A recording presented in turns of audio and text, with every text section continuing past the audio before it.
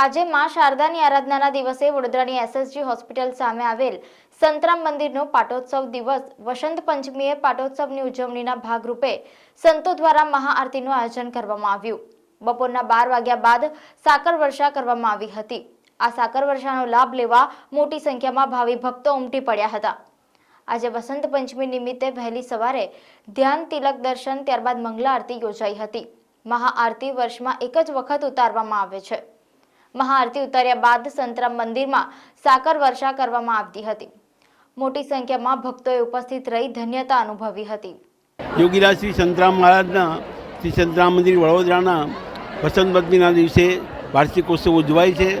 સંતરામ મહારાજનો સમાધિ દિન તરીકે સંતરામ મહારાજ જ્યારે સમાધિ લીધી, જીવિત સમાધિ લીધેલી નડિયાદમાં, તે વખતે આકાશમાંથી પુષ્પ વર્ષા અને સાકર વર્ષા થયેલી। તે નિમિત્તે અમારા દરેક શાખા મંદિરમાં એમના સ્થાપના દિવસે સાકર વર્ષા તથા આરતી દર્શન થાય છે અને ભક્તો દ્વારા ભોજન પ્રસાદનો લાભ લેવામાં આવે છે।